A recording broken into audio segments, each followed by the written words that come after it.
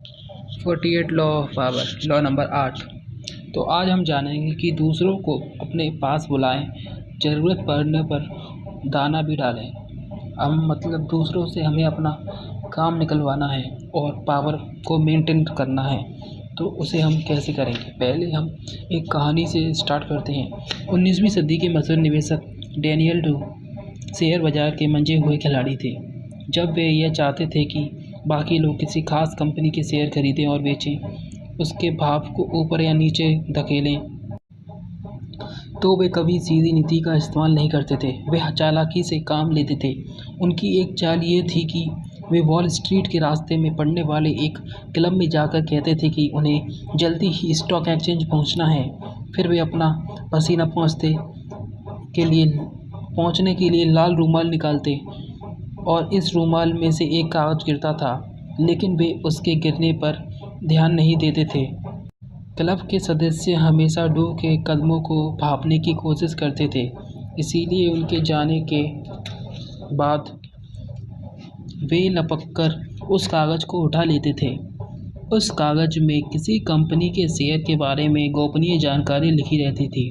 बात फैल जाती थी और सदस्य उस जानकारी के आधार पर धड़ाधड़ वे शेयर खरीदने और बेचने लगते थे और इस तरह ड्रू के हाथों का खिलौना बन जाते।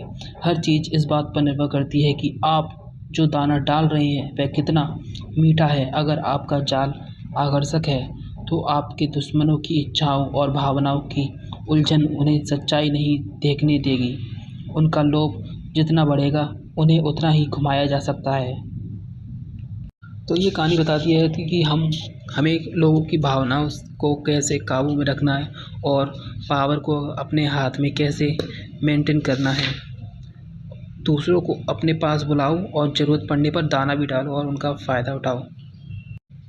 यह नाटक इतिहास में बहुत बार खेला गया है। कोई आक्रामक लीडर बहुत से साहसिक कदम उठाता है, जिससे बहुत शक्तिशाली बन जाता है। कुछ समय बाद वह शक्ति के शिखर पर पहुंच जाता है, लेकिन इसके कुछ समय बाद ही हर चीज़ उसके खिलाफ होने लगती है। उसके असंख्य दुश्मन आपस में गठबंधन कर लेते हैं, जैसे पॉलिटिक्स में करते हैं।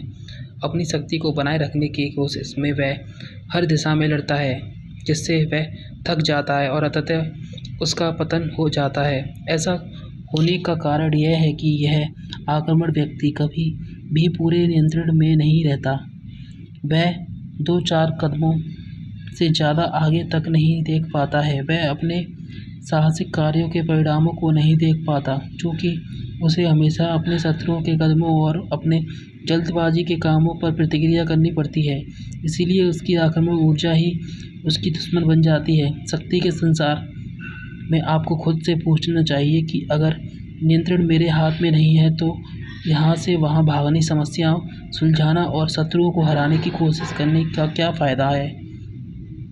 मैं घटनाओं को नियंत्रित करने के बजाय उन पर प्रतिक्रिया करने में ही क्यों उलझा रहता हूँ। जवाब आसान है, शक्ति की आपकी परिभाषा ही गलत है। आपने गलती से आक्रामक काम को ही प्रभावी काम मान लिया है।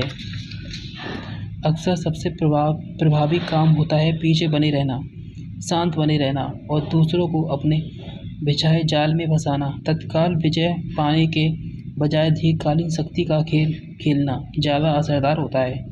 याद रखें, शक्ति का मूल आधार है पहल करने की योग्यता, अपने कार्यों पर दूसरों से प्रतिक्रिया करवाना, अपने विरोधियों और अपने आसपास के लोगों को रक्षात्मक होने पर मजबूर करना।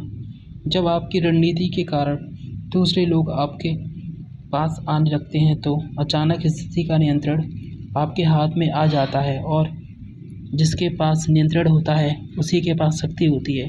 इस स्थिति तक पहुंचने के लिए आपके पास 2 चीज़ें होनी चाहिए। आपको अपनी भावनाओं पर काबू करना चाहिए और कभी नाराज़ नहीं होना चाहिए। आपको लोगों की स्वाभाविक प्रवृत्ति का लाभ उठाना चाहिए, जिन्हें जब उकसाया या प्रबोधन किया है तो वे भड़क जाते हैं। दूसरों को अपने पास आने के लिए मजबूर करने की योग्यता दीर्घकालीन रणनीति के लिहाज से आपका सबसे शक्तिशाली अस्त्र है। जब विरोधी मजबूत होकर आपके पास आएगा तो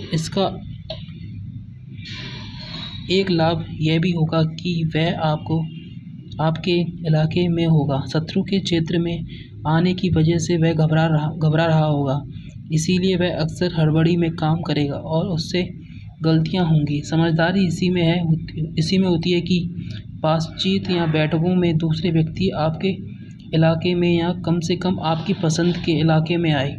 इस तरह से आप जाने पहचाने माहौल में होते हैं, जबकि सामने वाला अनजाने माहौल में होता है और उसे मजबूरन रक्षात्मक बनना पड़ता है। स्वार्थ साधना एक खतरनाक खेल है। जब किसी को यह शक हो जाए कि उससे मतलब निकलवाया जा रहा है तो उसे नियंत्रित करना ज़्यादा मुश्किल हो जाता है। लेकिन जब आप अपने विरोधी को अपने पास आने के लिए मजबूर करते हैं तो उसे यह भ्रम हो जाता है कि इस स्थिति को वही नियंत्रित कर रहा है। अब पहली वाली जो मैंने कहानी सुनाई थी उसे दोबारा सुने। धन्यवाद।